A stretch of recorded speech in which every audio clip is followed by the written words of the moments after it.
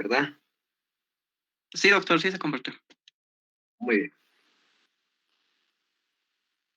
En tomografía torácica lo que tenemos que ver es, en primer lugar, tener conocimiento de lo que es lo básico en tomografía, lo que habíamos visto ya en una de las clases, cuando conversábamos sobre lo que es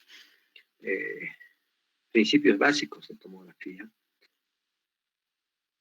Aquí tenemos una reconstrucción de una imagen tomográfica, pero no es una tomografía simple, sino es una reconstrucción. Se puede hacer muchas reconstrucciones.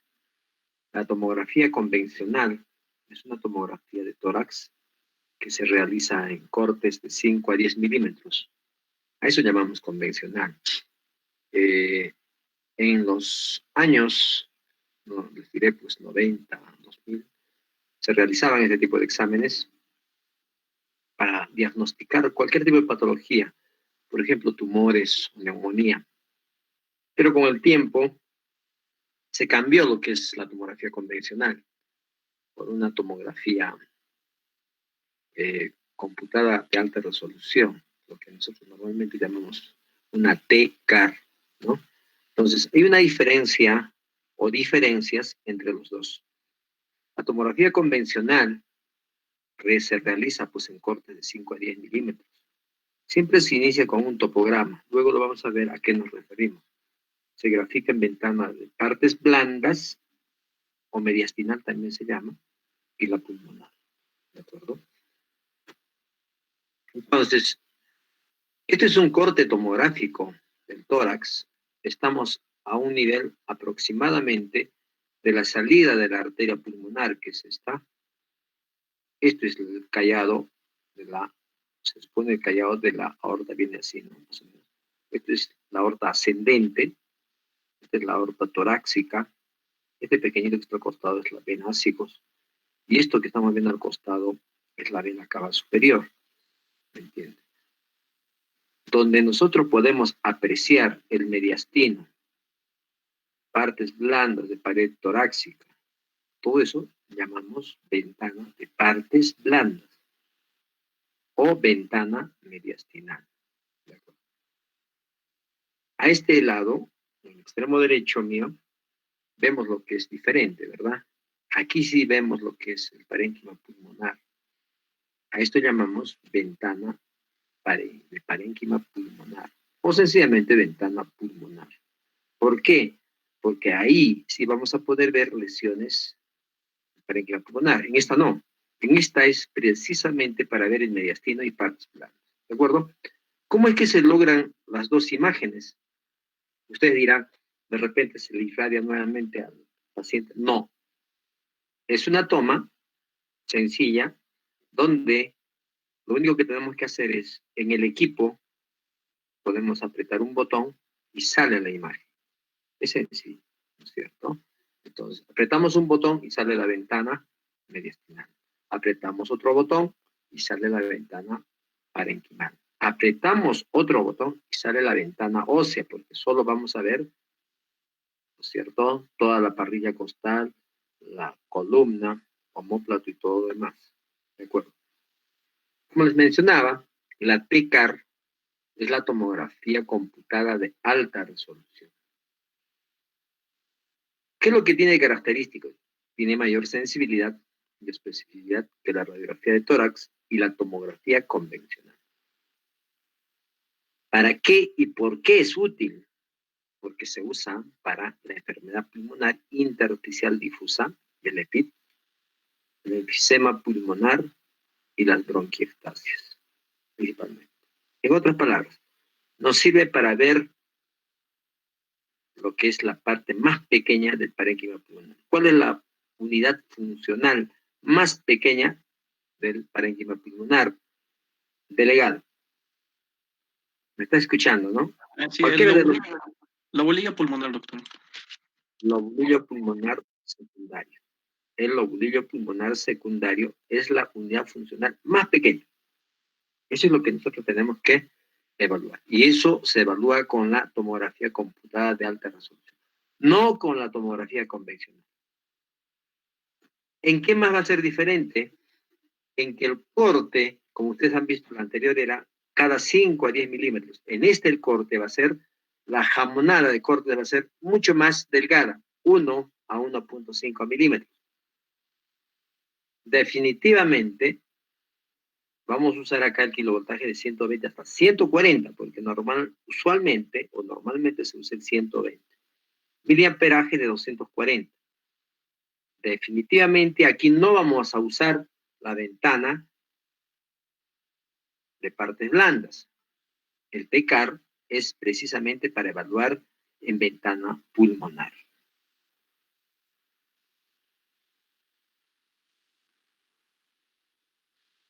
Entonces, eso es lo que tienen que entender. ¿De acuerdo? Muy bien. ¿Cuál es la desventaja de la tomografía computada de alta resolución? La dosis que usa es mayor porque se requieren mayor cantidad de cortes. Imagínense un tórax, cada 10 milímetros, cada 5 milímetros los cortes pues no van a ser muchos, pero si lo realizamos a cada milímetro, es pues definitivamente mucho más, ¿no? Mayor tiempo de exposición, ¿de acuerdo? Porque el examen pues también demora, ¿no? Mayor costo de películas, porque van a existir un montón de imágenes. Y obviamente solo se ven bien las estructuras de mayor densidad. ¿Listo? En este extremo, donde está mi puntero, vamos a ver el parénquima pulmonar, ¿no es cierto? Pero en la técnica de TECAR, la computada de alta resolución. Y en este otro extremo, la tomografía computada, aquí es definitivamente la convencional, ¿no? Si vemos, pues hay una diferencia. No tan abismal, pero sí hay diferencia, ¿no? Este es el topograma. El topograma que conversábamos es más o menos como una placa radiográfica para indicarme de dónde hasta dónde voy a hacer mis cortes. Por ejemplo, en este caso, voy a hacer mis cortes de todo el tórax hasta la parte inferior, hasta donde señala el límite inferior. ¿Por qué es importante esto? Porque yo puedo solamente, de repente, seleccionar un área y hacer eso.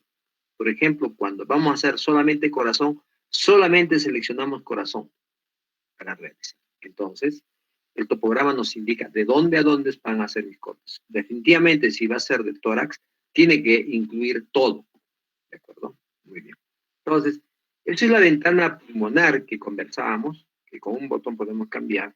La ventana mediastinal que vemos en la parte media y la ventana ósea en la parte inferior. En la ventana parenquimal yo no puedo ver fractura de huesos, costillas, nada. ¿Por qué? Porque sencillamente no me sirve. En la ventana mediastinal no voy a poder evaluar lo que es el parénquima pulmonar, como ya les dije. Y en la ventana ósea no voy a poder evaluar ni partes blandas, tampoco voy a poder evaluar ventana, lo que es pulmonar, el pulmón, ¿no? Solamente me va a servir para lo que es huesos. Y esos no se adquiere otras imágenes, solamente se adquiere una sola imagen, un solo corte. Nosotros ya en el equipo, ¿no es cierto?, cambiamos esas ventanas. En práctica vamos a ver eso y van a darse cuenta perfectamente. La ventana mediastinal. La ventana mediastinal nos va a mostrar desde la parte superior que vemos acá, donde está la tiroides, ¿de acuerdo? Lóbulo tiroideo izquierdo, lóbulo tiroideo derecho, tráquea, y en la parte posterior de la tráquea está el esófago. En la parte anterior está el músculo esternocleidomastoideo, ¿de acuerdo? A ambos lados. Y acá, pegado a lo que es el lóbulo tiroideo, está pues la arteria carótida común y por fuera está la vena yugular interna, ¿de acuerdo? Y eso nosotros podemos evaluar. Y todo el resto de partes planas. A medida que descendemos, del mismo modo vamos evaluando. Ustedes ya saben anatómicamente que nosotros tenemos pues órganos importantes. Por ejemplo, en este corte, ¿qué es lo que vemos? Vemos por acá la arteria subclavia, ¿de acuerdo? Acá, la arteria subclavia. Es la última que está en la parte posterior. Luego viene la arteria carótida común. Y por este lado está pues la vena yugular interna, está por acá la vena subclavia, etc. De modo que podemos ir viendo, y ahí mucho mejor. La arteria subclavia siempre está en la parte posterior, la carótida común, el tronco arterial brachiocefálico, ¿no es cierto? Que va a salir de acá, pues ¿quién sale de acá? Sale pues la arteria carótida y también la subclavia, ¿no es cierto? No se olviden de eso. Muy bien. Entonces, esto es el tronco arterial brachiocefálico, y esto es la carótida común, y esto es la subclavia. Las tres ramas o tres grandes vasos son pues ramas del callado de la aorta, que va a encontrarse inferior a estas. Por este lado está pues la vena brachiocefálica derecha. Ustedes saben que la vena brachiocefálica derecha, junto con la vena brachiocefálica izquierda, ¿no es cierto?, que cruza desde el lado izquierdo, van a formar, ¿qué cosa a este nivel? La vena cava superior, pero en cortes inferiores. ¿De acuerdo? Y la tráquea siempre está ahí, y el esófago siempre está posterior a la tráquea. Eso no se olvide. Aquí ya más o menos como que ya no se ven muy bien, pero sí vemos la vena brachiocefálica izquierda. Miren que está cruzando del lado izquierdo para encontrarse con la derecha y formar la vena cava superior. Mientras estas van a convertirse pues luego, o en la parte inferior está el callado de la aorta. ¿Listo? Y es la vena cava superior. ¿Listo? Y la ácigos que viene de este lado cruzando, la ácigo va a drenar ¿dónde? En la vena cava superior. Luego vamos a seguir viendo en la parte inferior, ¿ven? Una vez que ya vemos o en este caso la aorta ascendente, la aorta descendente, entre los dos se insinúa, empieza a aparecer la arteria pulmonar, ¿no? Que vamos a poder ver su tronco, y la vena cava superior sigue acá. Y las venas pulmonares que se ven hacia los costados. Acá ya se va a poder visualizar, ¿no es cierto?, bronquio derecho, bronquio izquierdo, la carina, donde se va a estar dividiendo los bronquios, ¿no es cierto?, la tráquea, perdón, en bronquios principales. Acá está la arteria pulmonar. Justo acá es donde vemos nosotros el tronco de la arteria pulmonar. ¿Por qué es importante la arteria pulmonar? Uno, ¿por qué? Porque ahí es donde se van a formar los trombos y vamos a poder ver la patología tromboembolismo pulmonar a ese nivel, donde generalmente en su rama derecha o en su rama izquierda, todas las veces en el mismo tronco, ¿no? Eso vamos a conversar cuando nos toque hablar de tromboembolismo pulmonar. Y definitivamente la aorta ascendente y la aorta descendente o torácica está acá. Y acá está el bronquio izquierdo, bronquio derecho. Y siempre en la parte posterior pegada ahí está pues el esófago. ¿Por qué se reconoce el esófago? Porque en la mayoría de veces, no siempre, tiene pues aire en su interior. Ustedes saben también que en la parte anterior, adyacente a lo que es el esternón, surca de arriba abajo la arteria y vena mamaria interna, que nosotros por ecografía Doppler podemos apreciar. ¿Por qué es importante la arteria y vena mamaria interna? Porque cuando hay neoplasia de mama, cáncer de mama, pueden existir adenopatías o adenomegalias, ¿no es cierto?, paralelas a la arteria y vena mamaria interna. Entonces podemos pensar en una metástasis. ¿Listo? Muy bien. Inferior a esta, ya empieza a aparecer ya el ventrículo derecho, también la aurícula izquierda, definitivamente la aurícula derecha, y más abajo vamos a ver el ventrículo izquierdo, aurícula izquierda, aurícula derecha, ventrículo derecho. ¿De acuerdo? El corazón. ¿Listo? Muy bien. Y también pues los arcos costales podemos ir contándolo, ¿no? De arriba hasta abajo. Eso es partes blandas de lo que es el tórax, ¿no? Lo que comúnmente llamamos ventana mediastinal, llamada también de partes blandas. ¿De acuerdo? ¿Dónde termina el corte? Generalmente termina el corte del tórax cuando vamos a ver no solamente el hígado, sino tiene que terminar donde vamos a apreciar las glándulas suprarrenales. Vean el esófago como está, ¿no? Con su aire ahí, entre ácidos. ¿Por qué es importante ver en la parte inferior las glándulas suprarrenales en un corte de tórax? Porque a ese nivel puede existir metástasis del cáncer pulmonar. ¿De acuerdo? ¿Dónde me hace metástasis? En las glándulas suprarrenales. Por eso es necesario siempre ver cortes inferiores. En esta no la han incluido, ¿de acuerdo? Pero sí debe verse. Muy bien. ¿Alguna pregunta hasta ahí? ¿En ventana mediastinal o de partes blancas? Antes de pasar al ventana parenquimal. ¿Alguna pregunta? Alguien creo que ha ingresado, ¿no? Vamos a ver, un momento. Van a disculpar el atrevimiento de cortar porque hay varios que han ingresado, creo. A ver.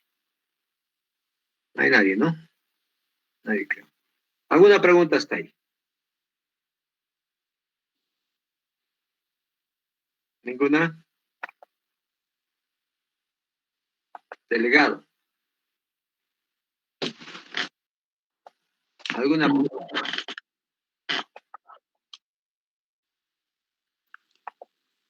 Doctor, buenas tardes. Quisiera hacerle una pregunta, doctor. Dígame, a ver. ¿Se puede diagnosticar lo que es la aneurisma torácica, bueno, aneurisma de la arteria torácica con la ecografía? ¿Con ecografía? No, con la tomografía, disculpe.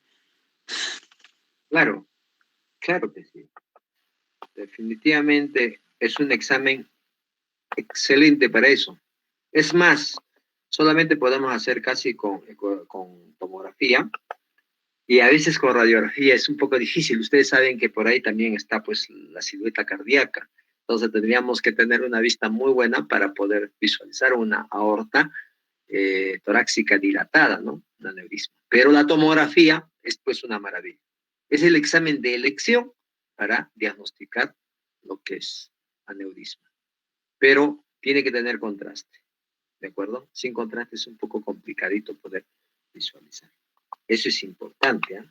Tienen que visualizar ustedes. Eso es pues una maravilla. ¿Listo? La tomografía. Y cuando vamos a ver en prácticas, vamos a ver también pues todas las patologías que podemos encontrar, ¿no? Aneurisma de aorta ascendente he visto más que aorta torácica. La aneurisma de aorta torácica es menos frecuente. ¿De acuerdo? Entonces, eso es lo que tienen que... ¿Alguna pregunta más? Pregunten nomás, chicos, no se preocupen. No tengan miedo.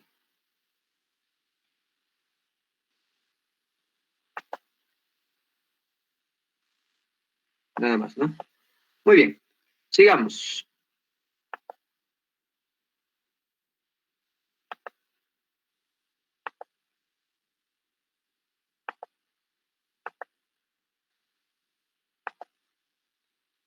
En la ventana parenquimal, hemos dicho que vamos a ver, está compartiendo, ¿verdad? Sí, doctor, sí se visualiza. Entonces vamos a ver desde la parte superior.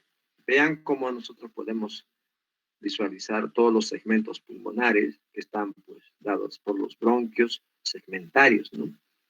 El apical, el anterior, posterior del lóbulo superior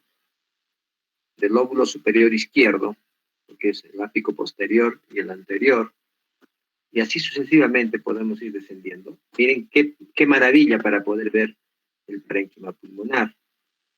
¿De acuerdo? Eso es importante. ¿Ve?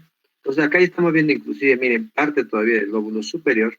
Acá ya se insinúa, ¿no es cierto?, el segmento superior del lóbulo inferior. Acá no vemos todavía el lóbulo medio, ¿no? Ahí empieza a aparecer el lóbulo medio, ¿no es cierto? El segmento, lo que es el lateral y el medial. Y así sucesivamente hasta poder visualizar todos los segmentos hasta la parte inferior. ¿Listo? Eso es lo que es la ventana parenquimal. ¿De acuerdo? ¿No? Muy bonito. Entonces, vean esta imagen, que es una tomografía convencional, lo que siempre hemos usado.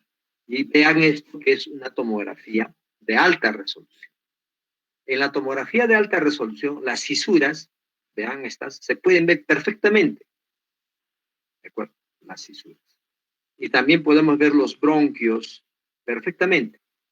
Y en la parte distal, periférica, podemos ver los lobulillos pulmonares secundarios, que están muy pegaditos, como esta, ¿no? Miren cómo dibuja ya todo. Es bonito y se van viendo. Normalmente, los lobulillos pulmonares secundarios deben verse tenuemente solamente los vasos que están ingresando a la parte central del lobulillo. Porque el lobulillo tiene forma poligonal, ¿de acuerdo? Y no se pueden ver cuando no son patológicos. Cuando son patológicos, hay engrosamiento de sus paredes, en ese momento se pueden visualizar. Miren, estos cortes tan bonitos, donde se ve la fisura mayor, menor, mayor, ¿no es cierto? No es que tomamos otras tomografías, solamente hacemos reconstrucciones de lo que ya está hecho. ¿Listo? Muy bien. ¿Alguna pregunta en ventana parénquima?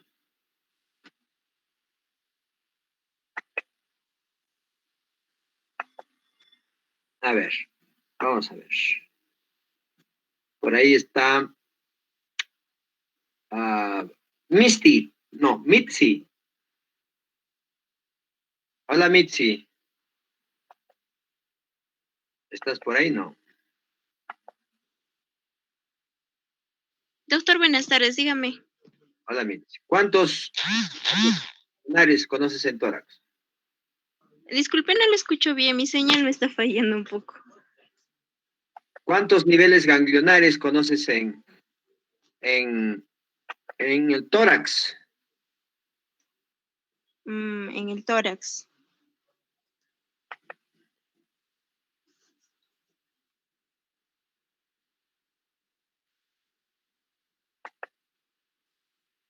¿Cuántos niveles ganglionares? ¿Con quién has hecho anatomía de tórax? En anatomía 1, 1, 2, 3, doctor. A ver, 3 o 5, no recuerdo bien, doctor. vamos a ver. Alguien que por ahí esté también hablando, conversando. Lenin David, vamos. ¿Cuántos niveles ganglionares conoces en tórax? 3, doctor. ¿En qué semestre vas? Sexto, doctor. Sexto. ¿Quién está en octavo? A ver, que levante la mano. Michael, ¿tú estás en octavo? Octavo, sí, en sexto creo, doctor, no estoy seguro. No. O sea, ¿en qué semestre vas tú? Ahorita voy en sexto, doctor. ¿Quién está en octavo de todos los alumnos? Alguien, mencióname uno. Creo que nadie, doctor, porque el curso se lleva en sexto semestre. ¿Ya? No hay nadie. Mm, Ya. Muy bien. Entonces, vean esto. Miren, vamos a ver. Cuando nosotros vemos, no sé si se está compartiendo, me avisan ya. Cuando se comparta, voy a abrir esta. Voy a compartirle esta imagen tomográfica. A ver. Presentar ahora toda mi pantallita. Perfecto.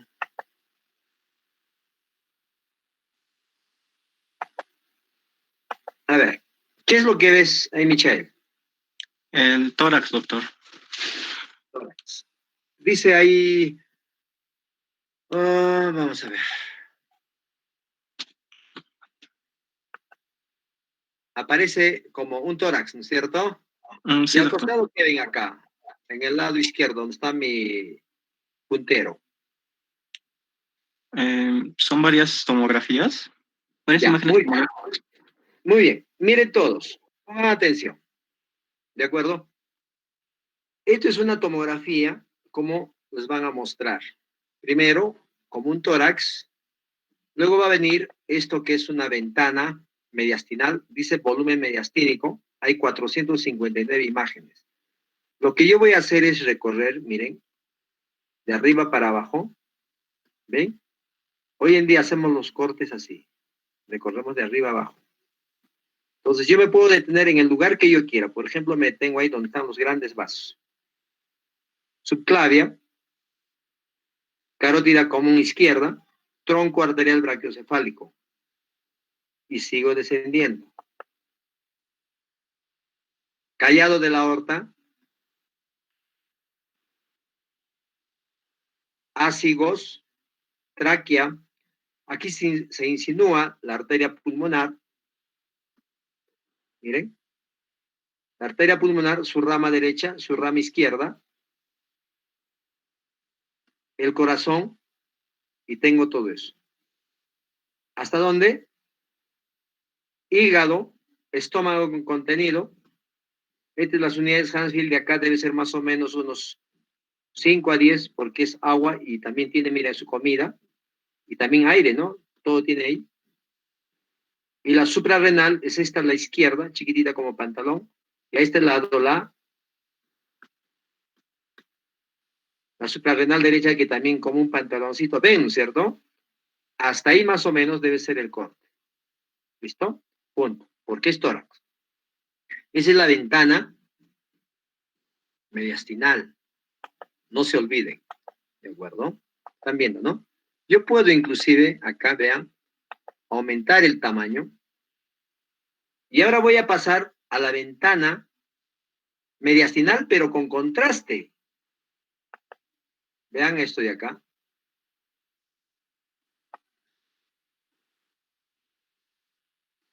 Ay, no. Le estoy metiendo gato por liebre. Este no tiene contraste. Entonces, pero sí vamos a ver la ventana parenquimal. Vean la ventana parenquimal.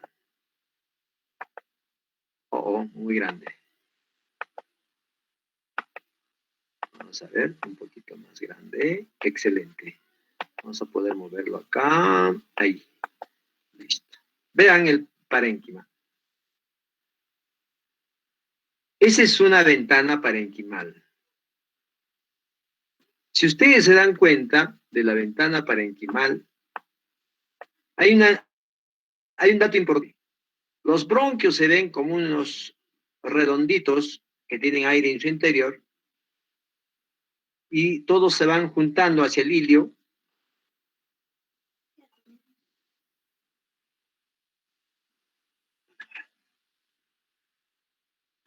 Luego, miren el bronquio,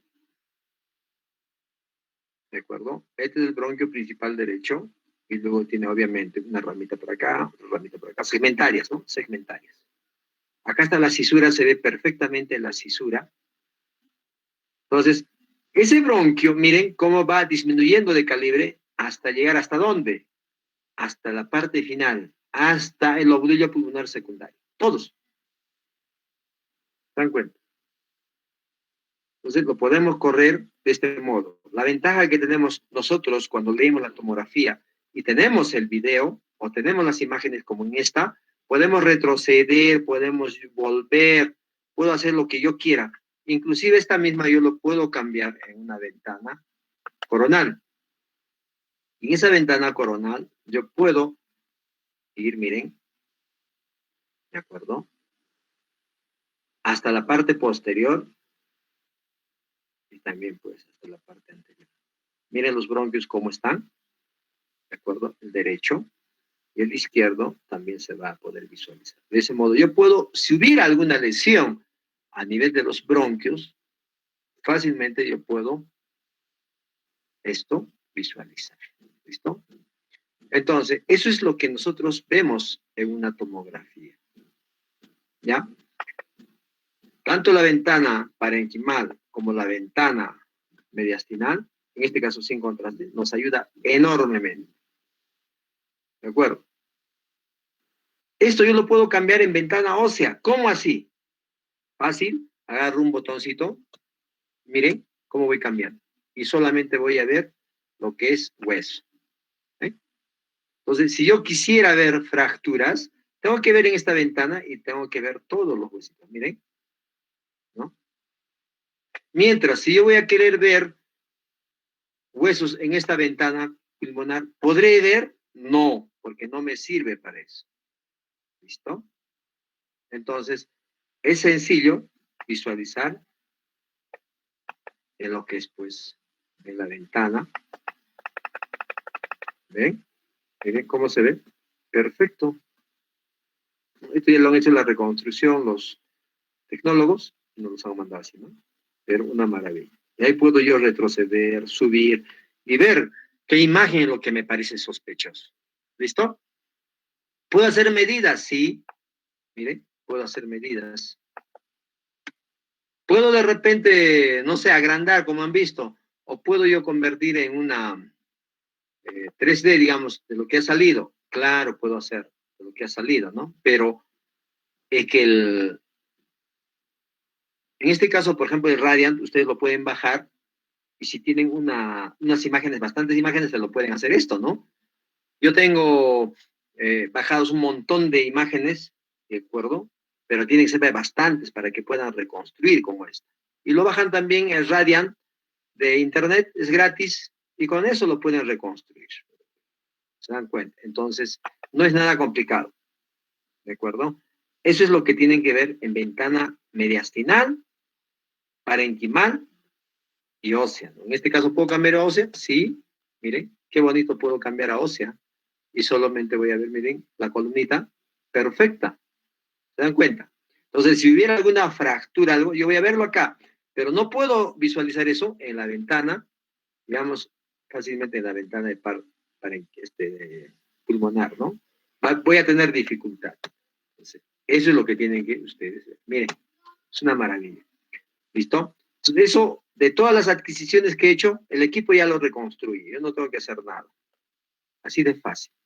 ¿Listo? Esto yo lo puedo tener en 3 cortes. Claro. Miren, una sagital, una axial y una coronal.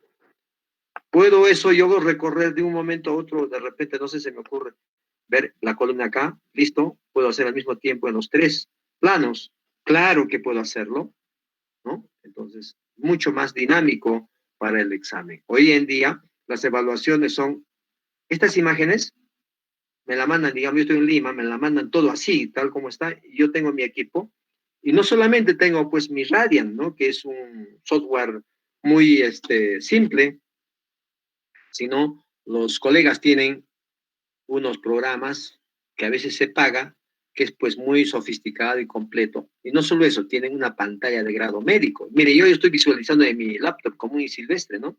Una Lenovo que chusquita. Entonces, creo que es una i5, ¿no? Imagínense, esta yo le voy a pasar no sé, a un colega que tiene de repente un Apple que tenga una resolución, no sé de cuántos megapíxeles y que tenga un grado médico, entonces lo va a ver perfectamente y de maravilla. Entonces, mucho depende del equipo. ¿De acuerdo? Muy bien. ¿Alguna pregunta hasta ahí?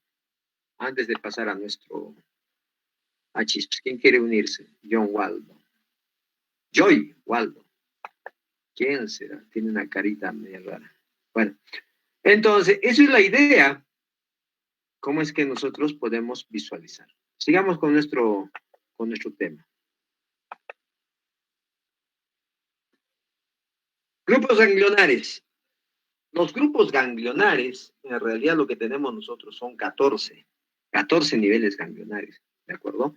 En esos 14 niveles ganglionares vamos a poder evaluar todos los ganglios que están en el parénquima pulmonar. Miren, vamos a ir un poquito llegando a la parte final de la imagen, cómo es que en forma resumida está presentando los niveles ganglionares.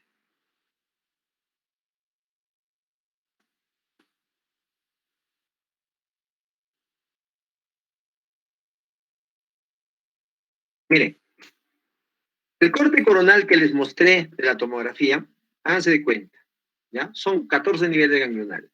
El primer nivel, pues miren, si ustedes se dan cuenta que está la tráquea superior, ¿no?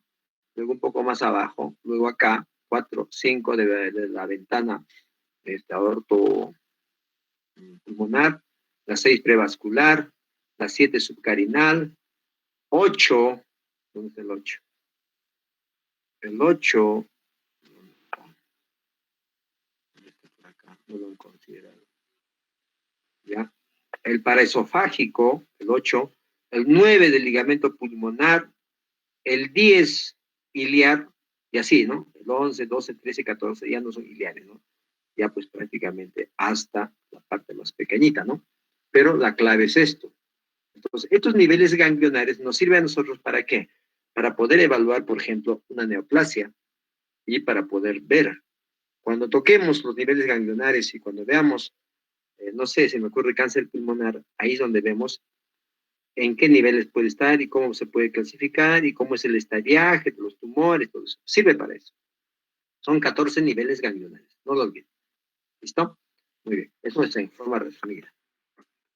Ahora, cada uno de esos podemos evaluar tomográficamente, claro, definitivamente que sí, ¿ya? Entonces empecemos con el nivel 1, que es el supraclavicular o superior, ¿no? Que es pues en la parte superior. Supraclavicular, ahí arriba, ¿no? Entonces, eso es el nivel 1. ¿Dónde vamos a encontrarlo? Ya les dije que esto es tráquea, que esto es tiroides, ¿de acuerdo? Y acá está el ganglio, miren, ganglio inflamado, grande, porque los ganglios de este nivel no deberían verse, pero este, miren, ganglio supraclavicular, muy grande. Ahí lo vamos a ver. Entonces, quiere decir que hay una patología cercana por ahí, ¿no es cierto? Los ganglios paratraqueales superiores, ¿no? Lo que vemos acá. Estos van a estar tráquea al costado de la tráquea. Ganglios también, derechos, y puede haber también izquierdo. En este caso, derecho. También ganglio grandote, que normalmente, usualmente, no deberíamos verlo, pero se ve porque es patológico. Luego viene el tercer grupo, lo que es pues los ganglios prevasculares retrotraqueales. ¿De acuerdo? Dependiendo, ¿no? Ustedes ya lo van a leer. Miren, acá. Qué bonito se ve. Luego viene los paratraqueales inferiores, el 4, tanto derecho e izquierdo. Se supone que pues, si esto es paratraqueal superior, paratraqueal inferior, derecho, izquierdo. Justamente en relación a las ácidos, ¿no? Muy bien. ¿Se puede ver? Claro. Ahí está el derecho, 4, ¿no es cierto? Bien bonito. Luego viene subaórtico, lo que llamamos nosotros de la ventana aorto pulmonar, ¿de acuerdo? El 5. El 5 es este de acá, 5. Miren, ganglio grandote. Acá simultáneamente se puede ver el 4, el paratraqueal inferior. Se puede ver también acá, miren, el 10, el iliar, que está invadiendo a la arteria pulmonar, la rama derecha, ¿no? Varios ganglios ahí.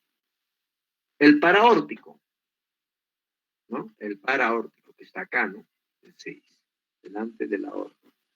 ¿Qué se ve? Pues, ¿no? Miren, tremendas pelotas delante de la aorta. ¿Normalmente se debería ver esos ganglios? No. Y si los veo, por más pequeños que sean, ya es patológico. ¿Por qué razón? Hay que buscar la causa. Ustedes saben que los ganglios, ¿de acuerdo? Normalmente hay ganglios que aparecen pequeñitos y hay ganglios que no. Pero los prevasculares, por ejemplo, el 6 no debería verse, pero se ve en este patrón. En este caso, este es un paciente con linfoma de Hodgkin o no Hodgkin, ¿no? Entonces, en esos linfomas, no Hodgkin y Hodgkin, los ganglios están pues tremendamente aumentados, ¿no? Y eso es lo que se ve. Ese es el nivel ganglionar 6. Luego viene el 7, que es el subcarinal que les dije, el 8 el paraesofágico y el 9 del ligamento pulmonar. El 7, los subcarinales, fácil, lo vemos acá, ¿no es cierto? En la carina ahí debajo. Y eso se puede ver definitivamente acá. Si ustedes van a encontrar textos donde van a buscar los ganglios, ¿no? Cada nivel ganglionar tiene sus medidas, tomográficamente hablando. Por ejemplo, ¿no? A nivel subcarinal, los ganglios no deberían sobrepasar, ¿de acuerdo? 10 milímetros, ¿de acuerdo? Entonces, hay zonas donde inclusive puede ser un poco más, pero eso es un autor. Otros autores dicen que en la subcarinal puede ser hasta 12 milímetros. ¿De acuerdo? Entonces, si es mucho mayor a eso, hablamos de adenopatía recién. Pero si es pequeño, no. Ese es el 7. El ganglio paraesofágico o ganglio paraesofágicos es el nivel 8. Se puede ver adyacente al esófago. ¿De acuerdo? Entonces, se supone que hay patología esofágica que va a aumentar. Este es el esófago, ¿ve? Y al costado se ve, pues, este es pelotitas chiquititas. Eso es el paraesofágico. Y el ligamento pulmonar, ustedes saben que el ligamento pulmonar está en la base del tórax, que a veces también se puede ver los ganglios, ¿no? Muy bien. Entonces, eso son los niveles ganglionares cuando hablamos de la parte superior. Ahora, el nivel del ganglio iliar, ganglio interlobar, lobar, segmentario y subsegmentario, ¿no? Dependiendo, 10, 11, 12, 13 y 14. Estos son, a excepción del iliar, todos son pulmonares, ¿no? Se supone que están dentro del parénquima pulmonar, ya no están en el mediastino. ¿De acuerdo? Entonces también se pueden evaluar cuando hay patología, ¿no? Eso es importante que conozcan, ¿no? No está la 10, biliar acá, ¿no es cierto? La 11 también. Se supone que esta es una lesión sólida. Entonces, cuando hay lesiones sólidas, tenemos que buscar a qué nivel ganglionar puede, de repente, extenderse, metastizar, ¿no es cierto? Y eso es lo que tenemos que ver. Los ganglios interlobares, ya les dije, es un poquito más alejado, ¿de acuerdo? Y luego viene los ganglios lobares, los ganglios segmentarios y subsegmentarios, ¿no? Esos ganglios, tanto lobar distal, segmentario y subsegmentario, ¿no es cierto?, son intrapulmonares, como ya les comenté, y que son resecados con el parénquima pulmonar enfermo. O sea, si el parénquima pulmonar es resecado, por alguna razón, una tumoración, por ejemplo, cáncer de pulmón, y lo sacan todo eso, se supone que esos niveles ganglionares están ahí, y se tienen que evaluar esos ganglios, ¿no? Muy bien. Esos son todos los niveles ganglionares, no se olviden. ¿Alguna pregunta en niveles ganglionares? Bueno, muchos de ustedes ya conocían, supongo, algunos cuando van a hacer neumología o cuando van a hacer oncología, van a tocar esos puntos, ¿no? ¿Por qué es necesario tocar esos niveles ganglionares? Como en la región cervical son 7. Porque hoy en día pues ya no nos sirve la clasificación obsoleta que tiene de Testit ni de Rubier. Porque eso ya pasaron a la historia, ¿me entienden? ¿No? Los niveles ganglionares a nivel cervical de Testit, ¿qué decía? Grupo superficial, grupo profundo, grupo suparotidio, grupo submaxilar, ¿no es cierto? Que hoy en día pues no tiene validez, solamente hablamos de 7 niveles ganglionares y punto. Igual que en tórax, son 14 niveles ganglionares y no se habla más. ¿Por qué? Porque la clasificación que se hace del PNM, de la clasificación del estadiaje en tumores a nivel mundial, usa eso, ¿no? Por eso es importante, porque todos tienen que hablar con el mismo lenguaje y tener la misma idea de clasificación. Muy bien. ¿Alguna pregunta hasta ahí?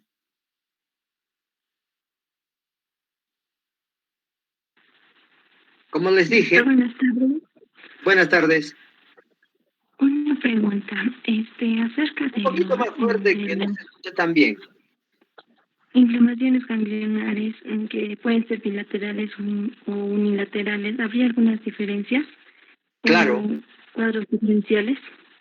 claro que hay diferencia. Por ejemplo, vamos a hablar un caso específico del cáncer pulmonar.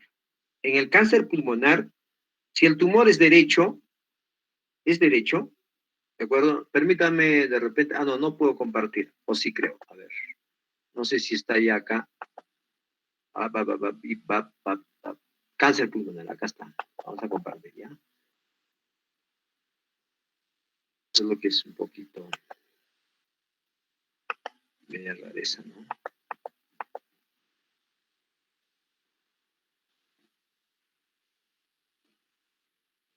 Por ejemplo, miren este esquema es muy bonito y me gusta bastante a mí, ¿de acuerdo? Se está compartiendo, ¿verdad? Sí, doctor, sí se visualiza. Ya. Miren esta. Este es el cáncer pulmonar. Acá están los niveles ganglionares que hemos mencionado, ¿ya? Nivel 1, 2, 3 está un poco atrás, 4, 5, hemos dicho que es de la ventana. ¿Por qué decíamos de la ventana aortopulmonar? Porque acá está, miren, la aorta, y acá está en la arteria pulmonar. Decíamos prevascular, ¿no es cierto? Preaórtica a las 6, ¿de acuerdo? La subgarinal a las 7, la 8 paraesofágica, la 9 del ligamento pulmonar, la 10 la iliar, la 11 la lobar, y así, ¿no es cierto? Sucesivamente. Entonces, si tenemos acá un tumor, acá, en el lado derecho, ¿de acuerdo? Este tumor va a tener que extenderse a los ganglios a este nivel, al 11, al 10, ¿de acuerdo? Que es el N1. Entonces, cuando es N1, este tumor se va a extender acá, nada más. Pero, ¿qué pasa si este tumor se extiende un poco más arriba? Al 4R, al 2R, pero del lado derecho. Todavía estamos en el lado derecho. Recuerden. ¿Qué va a pasar? Y también estos, ¿no? Al 7, al 8, 9, pero el lado derecho. Estamos todavía en el lado derecho. Ese va a ser N2. Pero, ¿qué pasa si esta lesión tumoral del lado derecho se extiende al N3? 5, 6, 4 izquierdo, 2 izquierdo, 11 izquierdo, 10 izquierdo, 9 izquierdo. Ese va a ser ya nivel 3. O sea, ¿cuál es más grave en este tumor pulmonar del lado derecho? ¿El N1 o el N3? ¿Qué opinan? ¿Cuál sería más grave? El N3. ¿Por qué es grave el N3? ¿Por qué? Miren acá. Cuando nosotros hacemos la clasificación, hablamos de tumor ENM. Tumor N, que es ganglio, y M, metástasis. El N1, miren, el N1 que les he dicho, es metástasis en ganglios linfáticos peribronquiales, iliares e intrapulmonares ipsilaterales, o sea, del lado de la lesión. ¿De acuerdo? El N3, lo que estamos diciendo que ya es el otro lado, ¿no es cierto? Metástasis en ganglios linfáticos mediastínicos contralaterales, al otro lado. Y eso ya es grave, el N3. Ahora, ¿por qué es importante esto? Porque la clasificación que vamos a hacer en este caso, miren ya, cuando hacemos nuestro estadiaje, pasa esto. Cuando yo tengo un N, en este caso N1, miren, ¿qué tal tengo el tumor, no? El tumor en este caso no era muy grande, era un tumor 2A, digamos, el tumor 2A. ¿Qué significa el tumor 2A? El tumor 2A significa, miren, el 2, tumor mayor de 3 centímetros, pero menor o igual a 4 centímetros. ¿De acuerdo? El 2A. Y el 2B significaba tumor de 4 centímetros, pero menor o igual a 5 centímetros. Entonces, hagamos de cuenta que este es un T2 por el tamaño del tumor. Mayor de 3, pero menor o igual a 4 centímetros. Entonces, es un T2A. ¿Ya? Y el N1 que era solamente era N1. Entonces, estamos acá. Y hagamos de cuenta que no tiene metástasis a distancia. Nada, es M0. Perfecto. ¿A dónde corresponde? Corresponde, hemos dicho, acá está, ¿no? A ver, hemos dicho T2, N1, pertenece al 2B.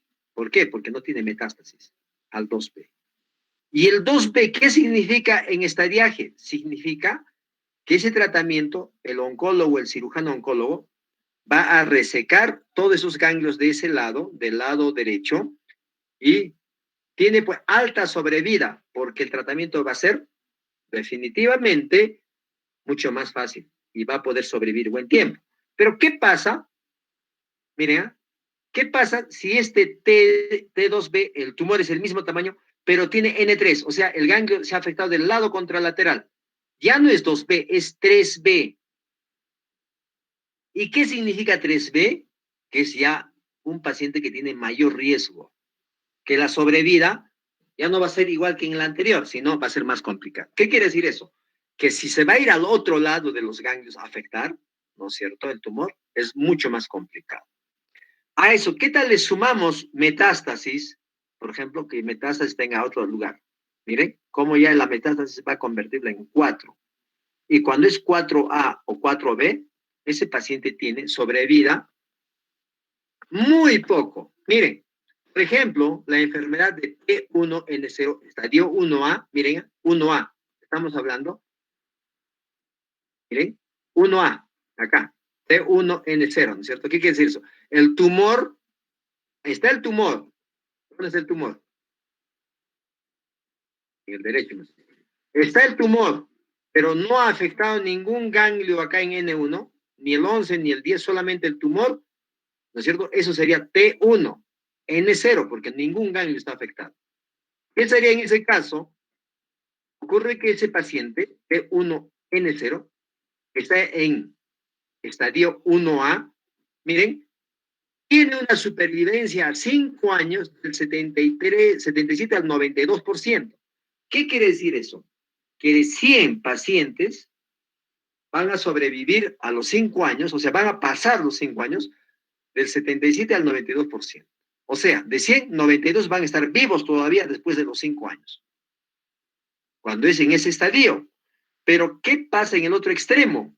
M1C, acá, M1C. ¿Qué significa? Que ese estadio 4B, ¿cierto? M1C, 4.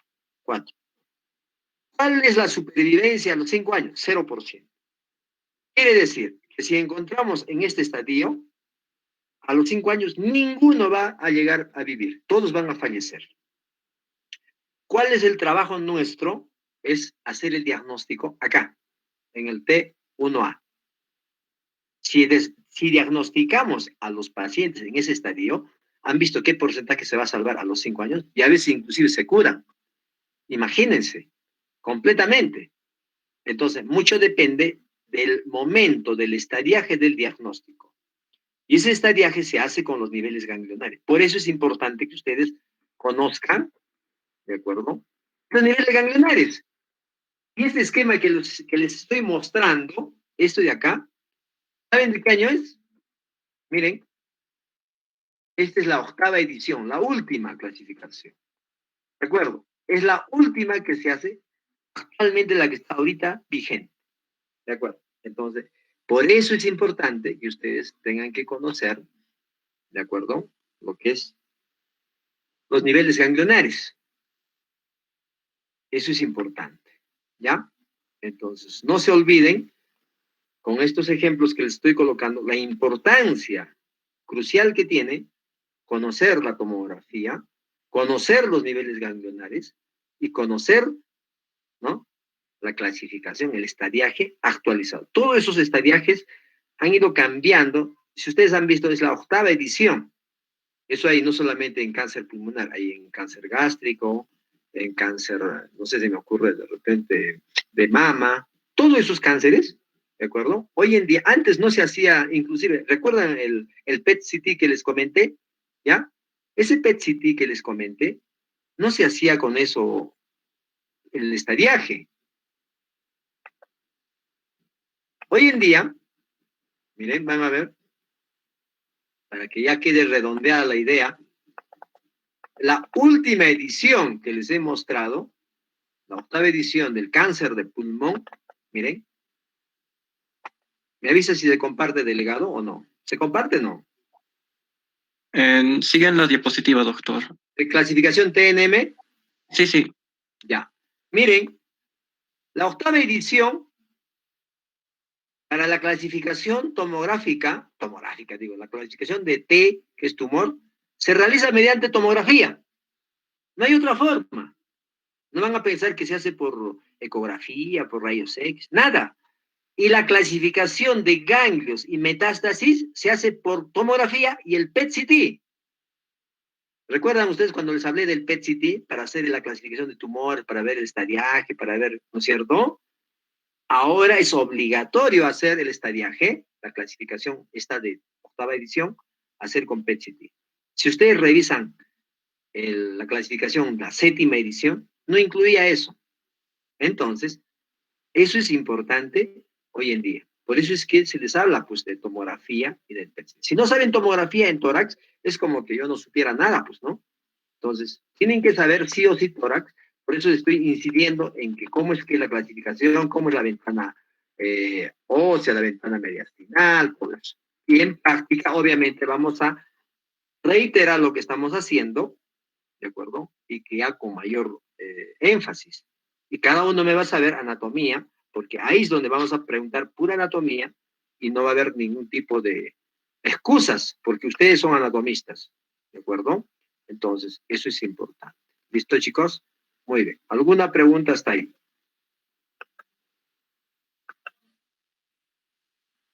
Entonces, como ustedes ven, tomografía pues es una maravilla. Yo lo digo, ¿no? Porque yo paro leyendo un montón de tomografías diario, ¿no? Entonces, eso es importante. ¿Listo? Muy bien, muchachos. Yo creo que tienen clases a las 4 de la tarde, ¿verdad? ¿O no? El día de hoy no, doctor. Ya, entonces podemos todavía hacer un break de 15 minutos y volvemos, ¿ya? Sí, doctor. Doctor, disculpe, con respecto a las prácticas, no sé si se podría... Que nos tiene. Estamos 2, 3, 4, 4. ¿Cuál es 4?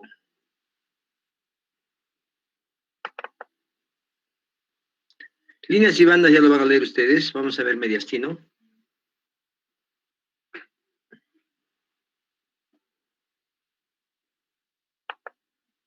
Mediastino. Ustedes saben que mediastino se está compartiendo, ¿verdad? Sí, doctor. Ok, muy bien.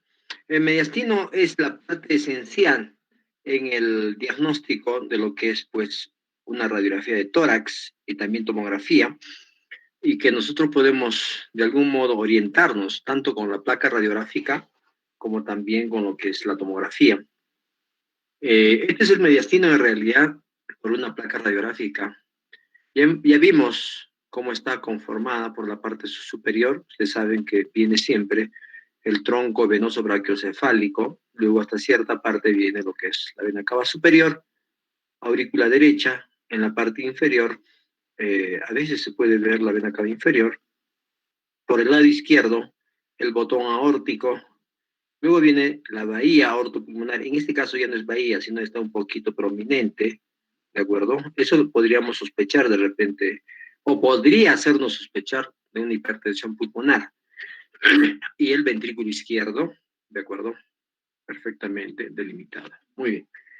Así formado, ya sabemos cuáles son los reparos anatómicos cuando vimos la clase del día miércoles. El mediastino anterior ya sabemos también desde dónde a dónde se extiende. Comprende, pues, órganos importantes como el timo, tiroides ectópico, ganglios linfáticos, la arteria y vena mamaria interna, pericardio, corazón y aorta ascendente. ¿De acuerdo? Entonces, dentro de las patologías que vamos a ver en mediastino anterior, hay varias importantes de acuerdo a lo que nosotros veamos en este caso, ¿no? De todos estos órganos. Mediastino medio estará pues tráquea, bronquios principales, ilios, callado aórtico y aorta descendente, los troncos supraórticos, penásicos y esófago, que son parte importante también del mediastino medio. Mediastino posterior, formado por ganglios linfáticos, cuerpos vertebrales, cadena simpática, raíces nerviosas, nervios vagos, aorta descendente y conducto torácico. ¿Cómo yo voy a hacer la diferencia o el diagnóstico diferencial si es una masa mediastinal o es una masa pulmonar? Cuando nosotros vamos a estar frente a una masa mediastinal, ¿no? Obviamente el tamaño mayor o la lesión en su mayor proporción, podríamos decirlo así, va a estar en el mediastino, ¿de acuerdo? Pero si es una masa pulmonar, definitivamente en el pulmón. Va a formar un ángulo obtuso con el pulmón, ¿de acuerdo? Mientras una masa pulmonar forma un ángulo agudo, ¿de acuerdo? En el pulmón. no hay broncograma aéreo, porque ustedes saben que broncograma solo se da cuando hay bronquio, ¿no es cierto? Entonces no va a haber. Y en una masa pulmonar sí va a haber broncograma aéreo. Los bordes van a estar bien definidos y lisos en la masa mediastinal. Mientras en la masa pulmonar, por más que sea pues una lesión quística simple, ¿de acuerdo? Siempre va a tener unos márgenes irregulares porque va a condicionar atelectasias laminares, va a condicionar de repente un compromiso parenquimal. Entonces, de todos modos, los márgenes van a ser irregulares. Una masa mediastinal, como va a estar pues casi próximo al esófago, se va a mover con la deglución, porque al pasar el bolo alimenticio a través del esófago, lo que va a hacer es desplazar la masa mediastinal. Mientras, si es una masa pulmonar, se mueve con la respiración, ¿de acuerdo? La masa mediastinal puede ser bilateral, puede extenderse a ambos lados del mediastino. Y generalmente la masa pulmonar es solo en un lado, ¿no? O sea, es imposible que una masa se vaya hasta el otro lado, ¿de acuerdo? No se puede extender porque tendría que traspasar el mediastino, ¿no? Y es un poco complicado. En la masa mediastinal se ve la trama vascular detrás de la lesión. En la masa pulmonar no se ve la trama vascular. ¿De acuerdo? Muy bien. ¿Por qué? Porque se supone que hay una masa y detrás de eso hay parénquima, ¿no? Pulmonar. Lo que se ve es la trama vascular. Mientras en la masa pulmonar se supone que esa masa pulmonar está ocupando ese espacio, ya pues no hay vasos, ¿no? ¿Cuáles son las más importantes del mediastino anterior? Tiroides retroesternal, puede ser no solamente tiroides, en este caso el bocio, es grandazo el bocio, ¿de acuerdo? Puede extenderse la tiroides hasta mediastino, cuando son grandes, ¿no? Comprimen tráquea e inclusive a veces pueden causar, pues, disfonía, dificultad respiratoria, todo eso, ¿no? Tiroides siempre puede crecer. Timoma, tumor de... Ustedes saben que el timo es una glándula que está más que todo en los niños, pero cuando persiste, puede existir, pues, tumores, inclusive malignizarse, ¿no? Tumor de células germinales, que está en todo lugar. El linfoma, lipoma, lo que es tumor de grasa, ¿no? Y lipomatosis cuando es, pues, todo, esa zona de grasa, lleno de grasa. No es un tumorcito, ¿no? El tumorcito que está con lipoma es como una especie de una bolita, y mientras la lipomatosis es todo grasa diseminada. Y la hernia de Morgagni, que es una hernia que se da en la parte anterior, es un defecto, ¿no es cierto?, en la pared del diafragma, ahí se va a dar. Mientras en la parte posterior, ¿de acuerdo?, va a ser pues la hernia de Bodalek, ¿no es cierto? Muy bien. También vamos a dar tumor neurogénico, ganglios, adenoma paratiroideo. Ustedes saben que la paratiroides son glándulas pequeñas que están pues a diferentes niveles, casi adherido a lo que es la tiroides. Entonces a veces llegan a crecer en la parte inferior y eso puede de repente comportarse como una masa en mediastino anterior. Aneurisma de aorta, como vimos, ya les comenté que el aneurisma de aorta ascendente es lo que yo vi con frecuencia, ¿de acuerdo? Eso no quiere decir que tampoco no haya aneurisma de aorta torácica, sí hay, existe, ¿no? Tumor neurogénico, ustedes saben que donde hay raíces nerviosas puede existir tumor neurogénico, divertículo, quiste pericárdico, etc. Entonces, nunca olvidemos en el mediastino anterior las 4 T's.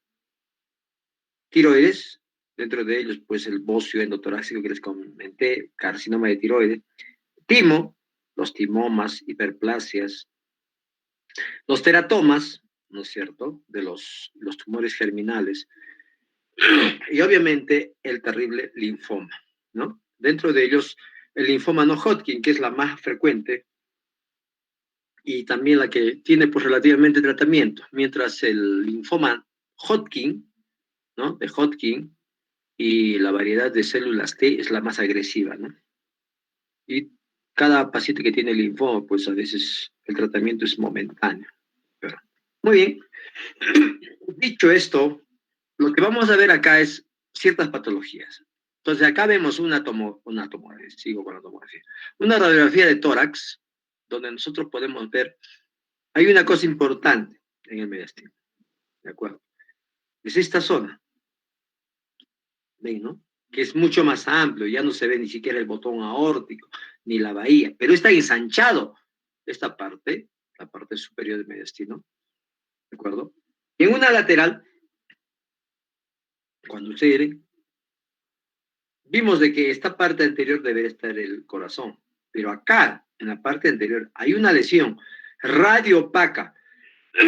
Esa imagen radiopaca es lo que vamos a ver a qué termina siendo, ¿no? Un timoma tiene pues esa característica de ampliar esa parte, ¿no? Esta es otra lesión, vean, ¿de acuerdo? Si nosotros vemos, es una lesión pues que ensancha la silueta cardíaca. El corazón, ¿ven? Inclusive hay una zona que protruye por acá, miren, como que está hinchado, ¿no? En una lateral, vemos definitivamente, pareciera que rebasa el corazón por ambos lados, ¿de acuerdo? Es un paciente de 8 años que presenta dolor torácico. La radiografía, ya hemos dicho, presenta una masa mediastínica anterior, ¿de acuerdo? Perdón. Y cuando nosotros vemos una imagen, si vemos el corazón, acá vemos con sus 4 cámaras, ¿de acuerdo? El corazón. Hay una imagen que rebasa el lado derecho. Miren, todo esto que rebasa el lado derecho. No solamente el lado derecho, también el lado izquierdo acá. También rebasa el lado izquierdo, que todo esto, ¿no? Entonces, ¿podemos visualizar una placa radiográfica simple? Claro, claro que se ve. Está rebasando y tiene otra densidad. Entonces, la tomografía con contraste endovenoso muestra una gran masa mediastinal anterior que está pues a nivel del corazón y que capta irregularmente la sustancia de contraste. ¿Por qué decimos capta irregularmente? Vean esta parte, esto es el corazón, ventrículo izquierdo, ventrículo derecho, y tiene, de acuerdo, una captación. El contraste está ahí brillando muy bien. Aquí es heterogéneo, porque hay partes que capta bien, partes que no. Por eso decimos captación irregular del contraste. Termina siendo también un timón. Entonces, si nosotros vemos de este modo esta lesión, este timoma, cuando colocamos este timoma, digo, esta lesión, por ejemplo, es una lesión, ¿de acuerdo? Como pelotitas, pelotitas. Y cuando nosotros colocamos el PET-CT, obviamente hay gran captación, ¿de acuerdo? Ustedes saben que de por sí el corazón ya capta, pero acá ya pues exageradamente está por fuera, ¿no? Entonces, la tomografía con contraste confirma una masa lobulada mediastinal anterior para el lado derecho. Las imágenes en PET-CT muestran una intensa actividad en numerosos niveles, varios niveles, que termina siendo linfoma de Hodgkin. ¿Recuerdan los ganglios linfáticos, los niveles ganglionares que vimos en tórax? ¿De acuerdo? Se ven de este modo y nosotros con PET-CT podemos visualizar mucho mejor. Este es un ensanchamiento mediastínico por una radiografía tenue. Miren, es una placa radiográfica pues mal tomada, ¿no? Técnicamente no es buena, pero sí se aprecia una masa radiopaca a nivel del campo pulmonar derecho, que obviamente, ¿de acuerdo? Lo que va a hacer es borrar el contorno del corazón, ¿no? Miren, está borrando, ya no aparece ya. Definitivamente que su botón aórtico se ve acá muy bien, y también el ventrículo izquierdo, pero lo que sí estamos viendo es de que es una gran masa de campo pulmonar derecho. Entonces, ¿recuerdan cuando hablábamos de que si una masa es mediastinal y no pulmonar, va a formar un ángulo, ¿de acuerdo? Obtuso, y también va a tener bordes regulares, miren, bordes regulares, y no va a tener ni siquiera trama vascular ni nada. ¿Frente a qué estamos? A un aneurisma de aorta ascendente. Miren, todo esto es un aneurisma. ¿Cómo me doy cuenta que es aneurisma? Porque tiene la misma densidad que la aorta torácica descendente. ¿Ya? Y acá está la carina, bronquio derecho, bronquio izquierdo. Y por esta zona, donde está el puntero, hay una pequeña burbujita de aire que corresponde pues al esófago. ¿de acuerdo? Entonces, anatómicamente podemos ver. Y esta parte que está en la parte posterior, esto es derrame pleural, tiene densidad líquida. ¿Cuánto eran las unidades Hanfield del líquido? Cercana al 0, ¿no es cierto? 0, 5.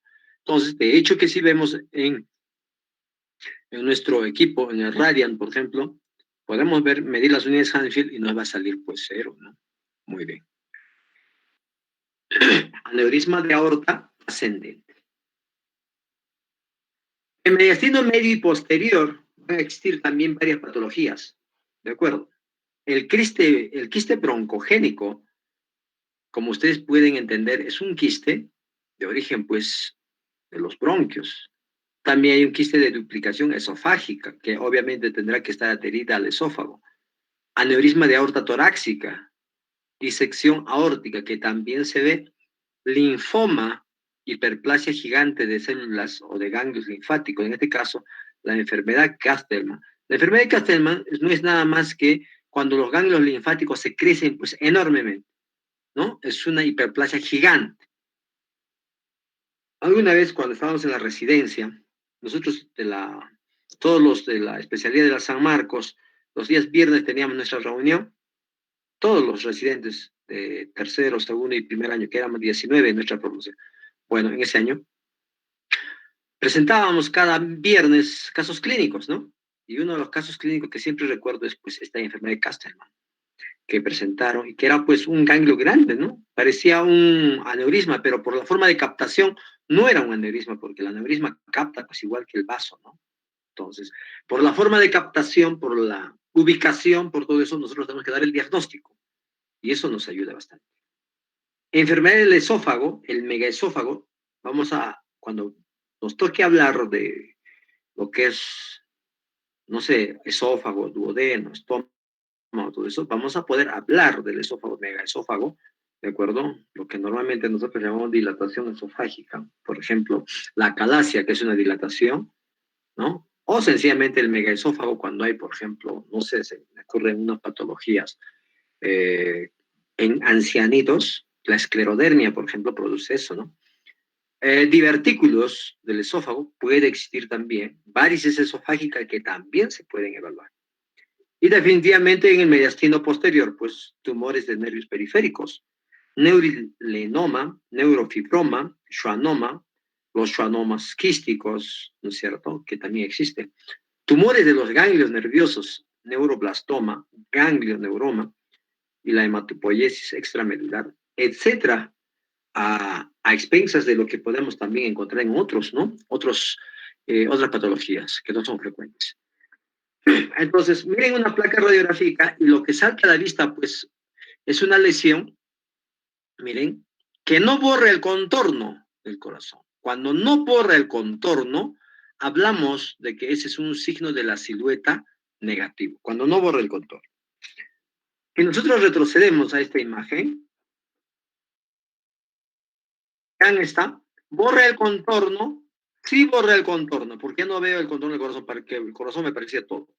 ¿Borra el contorno? Claro que borra el contorno porque no se ve. Por lo tanto, la lesión es anterior. ¿De acuerdo? Porque borra el contorno. A eso llamamos signo de la silueta positivo. Y cuando borra el contorno, se supone que está a la altura o al nivel del corazón. Y si son de la misma densidad, definitivamente es una lesión mediastinal anterior. Borra el contorno. Claro que borra el contorno. Por lo tanto, es una lesión, también podemos considerar anterior. Por eso decíamos aneurisma de aorta ascendente. Borra el contorno, no borra el contorno. Paciente de 49 años, 2 semanas de fiebre y tos. No borra el contorno. Por lo tanto, yo diré, como no borra el contorno, y si tiene la misma densidad, debe ser posterior. ¿Qué hacemos?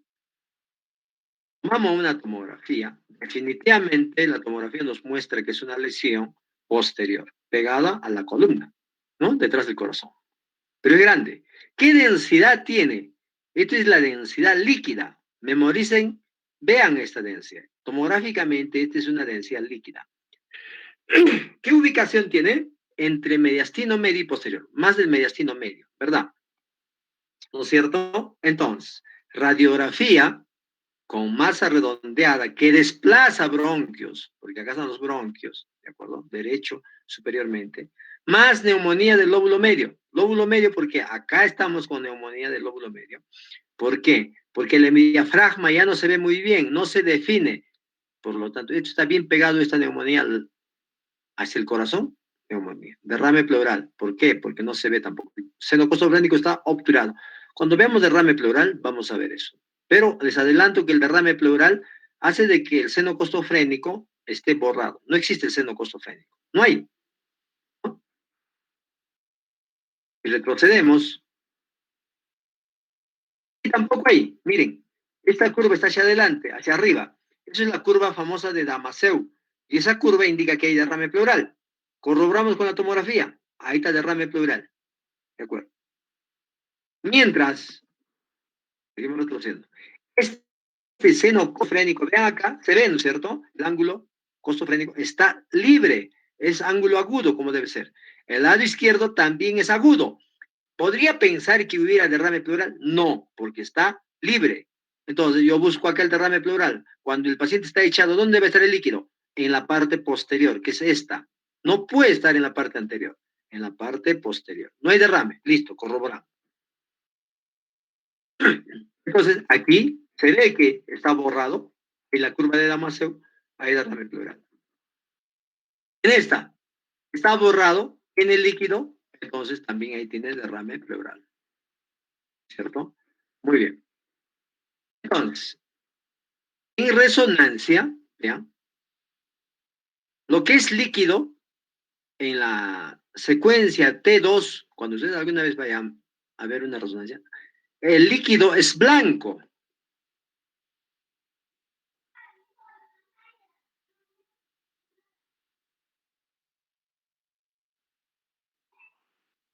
Y cuando hacemos un estudio que ustedes han visto, recién habrán aprobado patología general y especial, no sé, ¿no es cierto?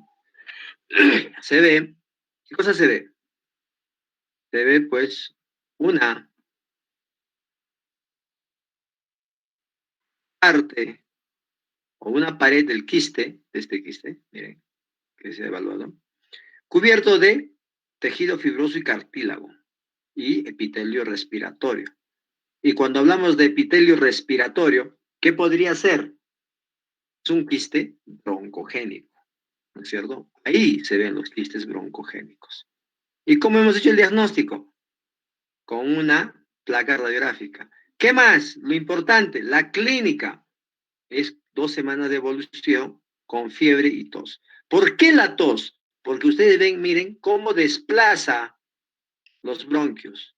Y al desplazar los bronquios, obviamente las secreciones pues empiezan a juntarse y produce pues tos, ¿no? Y aparte tiene neumonía y derrame. Entonces todo eso condiciona tos. ¿Y la fiebre por qué? Porque hay una infección a ese nivel. Entonces todo tiene sentido. Otra imagen, miren, es una placa cercada, ventrículo izquierdo, el diafragma muy bien izquierdo, pero acá hay una imagen de mayor densidad, ¿de acuerdo? Esta es una pacientita de 10 años con tos, ¿no? Entonces, eso es lo que está, es deformando el receso pleuroácido esofágico. Ese receso ustedes cuando lean líneas y bandas van a poder evaluar también ese receso. Y hay una imagen, miren, pequeñita, que también tiene densidad líquida, ¿de acuerdo? Densidad de agua. Unidades Hansfield, ¿cuánto de agua? No me voy a cansar de repetirles. El agua tiene unidades Hansfield de cercanas al 0, -5, 0, 10, 15. Y cuando ya es 15 o 20, puede ser líquido, pero denso, absceso, por ejemplo, ¿no? Quiste de duplicación esofágica. Otra placa radiográfica, senos costofrénicos libres, corazón, parece grandote, parece una bota, ¿no? Parece que acá no tiene su botón aórtico, parece una botita, pareciera un derrame pericárdico. Pero vamos a ver, lo que nos llama la atención es una imagen radiopaca que no borra el contorno a este nivel, no borra, por lo tanto será posterior. La radiografía lateral definitivamente corrobora, ¿no es cierto?, que la lesión es posterior. Acá, atrás, porque está radiopaco. Paciente de 5 meses con infección respiratoria recurrente. Hay niños que están pues con su infección. ¿Perdón? La placa radiográfica de frente, o en este caso, ¿no es cierto? Si es pequeño, ¿qué tendrá que ser? Anteroposterior. Si es anteroposterior, ¿cómo estarán las clavículas? Las clavículas tienen que estar rectas como esto, ¿no? Recta. ¿Eh? Entonces, que muestra una opacidad redondeada en el mediastino. Definitivamente es lo que vemos. A la tomografía, vemos que hay una lesión en la parte posterior acá, porque este es el corazón, ¿cierto? Posterior. ¿De acuerdo? Esa imagen que está pegada a la pared, en este caso a la pared lateral del cuerpo vertebral, en este caso torácica, ¿no es cierto? Es una masa mediastinal que capta contraste, porque está medio blanquita, ¿no es cierto? Y con leve extensión intraespinal. ¿Qué quiere decir extensión intraespinal? Que definitivamente tiene una conexión con el canal medular a través del agujero, ¿no es cierto? Entonces, ¿qué quiere decir eso? Si me dicen, capta contraste, ya digo, está bien. Si capta contraste es un tumor, no puede ser un quiste. Un quiste no capta contraste. Ya es un tumor sólido. Listo. ¿Qué más? Intensamente. Si es intensamente, debe tener bastante vascularización o es un tumor vascular. Punto. ¿No es cierto? Con leve extensión intraespinal. O sea, es como que saliera de una raíz nerviosa del canal medular y entonces debe ser un tumor neuronal. ¿De acuerdo? Lógico. ¿No es cierto? Extradural. En este caso, es un hemangioma. Hay hemangiomas que pueden estar ahí. ¿Por qué el hemangioma capta intensamente? Porque es un tumor vascular. Por eso capta intensamente. Esa partecita capta intensamente con leve extensión intraespinal. Hay que pensar que los hemangiomas pueden darse a todo nivel. En este caso, fue, obviamente, mediastino posterior. Otra lesión. Ahí viene el signo cérvico-torácico. El signo cérvico-torácico indica lesiones que estén por debajo de la clavícula, más o menos, nos indican que es una lesión de mediastino anterior. Pero lesiones que sobrepasan la clavícula, en este caso sobrepasan, está arriba la mayor parte, son definitivamente de mediastino posterior. Ese es el famoso signo cérvico-torácico. Paciente, varón de 17 años, asintomático. Es una masa radiopaca redondeada, bien definida. Ya les he dicho, si es bien definida, debe ser de dónde? Mediastino. Y si a eso le hacemos respirar todavía y se mueve con la fluoroscopía, entonces estamos con la deglución, definitivamente es mediastino. ¿No? Tomográficamente vemos que hay una lesión, ¿ven? Esto es con contraste, por eso se ven los vasitos, miren, brillando, blanquito. Es del esófago, y acá vemos la lesión. ¿De acuerdo? La tomografía con contraste muestra una lesión quística hipodensa. ¿De acuerdo? El hecho de que sea hipodensa no quiere decir que no capte contraste. Puede captar tenuemente, poco. Pero eso, ¿cómo vamos a ver? Se mide con tomografía. Las unidades Hansfield. Primero tengo que poner a este lado, no sé si me están viendo, a este lado sin contraste, a este lado con contraste. Primero mido las unidades Hansfield sin contraste. Digamos es 30. Con contraste es 50. ¿Cuánto diferencia? 20. ¿Ha captado o no ha captado? Sí ha captado. De que no capte como el hemangioma, no me importa, pero capta. Y al captar es una lesión sólida. Si no capta, definitivamente no es una lesión sólida. Puede ser un quiste, ¿de acuerdo? Entonces, es importante ver si capta o no capta. Entonces, miren acá, aparentemente no capta cuando le ponen contraste y cuando estamos en T2 en resonancia, es líquido, densidad agua, porque es blanco y estamos en T2. ¿Por qué estamos en T2 y por qué nos damos cuenta de que es líquido? Porque el líquido cefalorraquídeo se pinta de blanquito en canal medular. Ahí nos damos cuenta.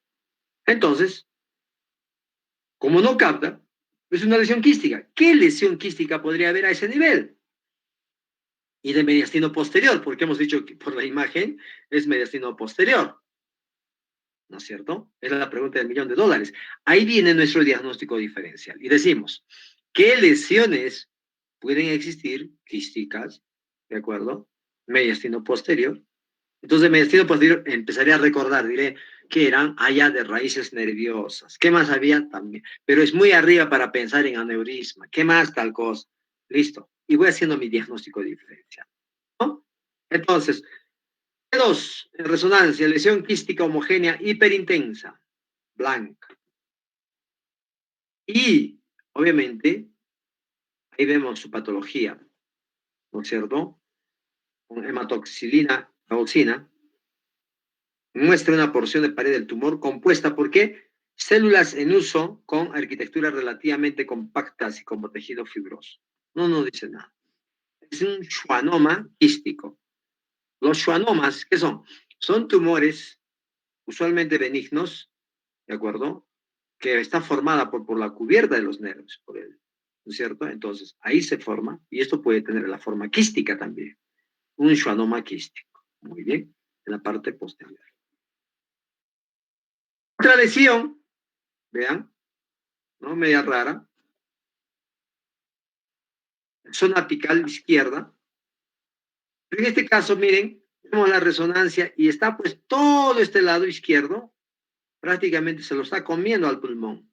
Es una lesión que afecta al canal medular, miren cómo está metiéndose al canal medular, partes blandas, todo, un desastre, ¿no? Es una tumoración intratorácica que es terrible, que invade canal medular y partes blandas. Un neuroblastoma también puede existir. Miren esta lesión, qué bonita. Ni hablar, ¿no? Vemos claramente que no borra el contorno, signo de la silueta negativo. Por lo tanto, es posterior. ¿Qué termina siendo? ¿No? Miren. De base vertebral, vértice costal, eje vertical abarca más o menos 4 cuerpos vertebrales y están afectados los cuerpos vertebrales dorsales del 6 al 8, ¿no es cierto? Es un ganglio neuroblastoma.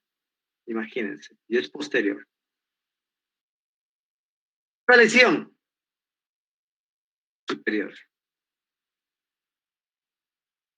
Definitivamente vemos que tiene una densidad heterogénea. Acá tiene calcificación. Miren, pues si esto es la densidad cálcica, es también calcificación. Tiene pared gruesa y no me parece líquida, ¿no? Parece más bien heterogénea, ¿de acuerdo? Según lo que vemos, la imagen me puede engañar. Es un schwannoma.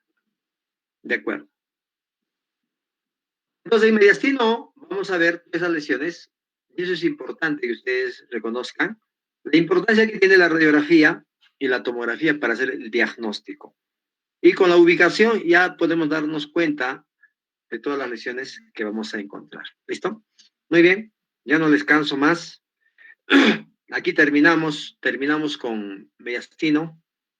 Luego ya viene lo que es semiología pulmonar netamente y también vamos a ver luego cáncer pulmonar, tuberculosis pulmonar, neumonías y ya pues ya vamos terminando lo que es respiratoria, ¿no? Eso es importante para que ustedes tengan conocimiento. ¿Alguna pregunta, muchachos? Hasta ahí. Yo, doctor. Dígame. ¿Cómo podría diferenciar un hematoma de un meningioma? Creo que visualmente se parecen. ¿Cómo podría diferenciarlos? Un hematoma de un hemangioma o meningioma. Sí, doctor. Meningioma, ¿no? Sí, doctor. Ya. En primer lugar, ¿el hematoma tiene vasos? ¿Quién está hablando? ¿Con quién estaba preguntando? Yo, doctor. Generalmente Ya. suele ser una lesión, creo. Jonathan. Una A ver, Jonathan. ¿Los hematomas tienen vasos o no tienen vasos? Sí, doctor, puede ser por una acumulación. No tiene hematoma. No tiene hematoma vasos. No, ¿Por qué? Porque es sangrado. ¿Ya? Es sangrado. Un coágulo de sangre, ¿por qué tendría que tener vasos? No tiene vasos. Por lo tanto, si yo le pongo contraste, ¿captará contraste? No capta contraste, porque no tiene vasos. El meningioma tiene vasos, y hay meningiomas, ¿no es cierto?, que son súper captantes, o sea, tiene buena vascularización. Por lo tanto, el meningioma va a captar enormemente. Entonces, yo veo la diferencia. Otra diferencia que voy a encontrar es de que el meningioma, como es un tumor benigno, está pues ubicado en la meninge, o sea, cercana a la calota o a la línea media donde está pues la cisura interhemisférica. Entonces se va a ubicar y tiene la característica de su colita dural. Entonces me va a mostrar su captación. Entonces voy a decir, este es un meningioma, ¿no? Entonces tiene esa diferencia. Ahora con el hemangioma también. El hematoma no tiene vasos. El hemangioma, como es un tumor vascular, va a estar bien vascularizado también. Ahora, la diferencia entre un meningioma y un hemangioma es precisamente por la ubicación, ¿de acuerdo? Y tiene, pues, como les dije, el meningioma pegado a la meninge, ¿ya? Entonces, eso es la diferencia. Ahora, en el cerebro, que se da el meningioma, ¿no es cierto? También meningioma puede existir en canal medular, ¿no? El meningioma, ¿de acuerdo? Que se ubica ahí en la calota, cerca ahí, en base también se puede ubicar todo eso, ¿de acuerdo? Lo que vamos a tener es de que va a ir aumentando, va a aumentar de tamaño, mientras el hematoma, primero es hiperdenso, ¿no es cierto? Ambos son hiperdensos, de repente van a ser blanquitos, ¿no? Pero el hematoma capta contraste y con el tiempo va a ir cambiando, ¿no? Va a ser, primero es blanco, luego medio gris, luego se va a volver oscuro. El hematoma crónico es oscuro, ¿no? Mientras el meningioma no, y va a seguir creciendo, ¿no? Entonces, fácil de diferenciar. Por eso me sirve la tomografía sin y con contraste. Ahora, con una tomografía solamente sin contraste, un hematoma redondeado con un meningioma podría diferenciar si el hematoma, como es sangre, las unidades Hansfield van a estar entre 60 y 70 unidades Hansfield. Siempre. Mientras el tumor, digamos el meningioma, va a estar pues menos, ¿no? Estará pues 40, 50, quién sabe. No va a ser. A veces inclusive es menos, ¿no? 40.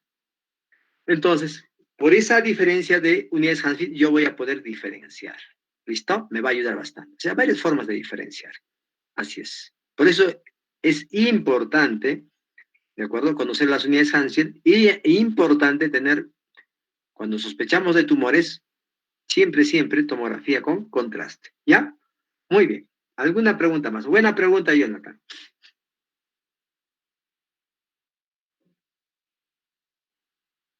¿Otra pregunta? ¿Alguien? ¿Nada? Muy bien. Entonces, esa es la idea de cómo nosotros hacemos nuestros exámenes, cómo evaluamos nuestros exámenes. En prácticas nos va a ayudar bastante para poder de repente mejorar y ahondar, puntualizar ciertos puntos importantes, ¿no? Eso es lo que vamos a hacer. Muy bien. Sin nada más que decirles y nada más preguntas, entonces, bueno, delegado, todos los Es, inasistentes me lo pasas y doctor, terminamos la clase. sí, doctor, disculpe, con respecto a las prácticas, algunos compañeros van a tener cruce, los que llevan salud pública. Olvídense de salud pública no tiene validez. ¿Quién les ha hecho creer que salud pública tiene validez? Hagan maestría y van a aprender. Mentira, no, tiene validez. Es una bromita. No, pero de todos modos, entonces, ¿cómo va a ser de las prácticas? Los que están del grupo de 5 para las 6, ¿quiénes son? ¿Cuántos son? Y de 6 para las 7.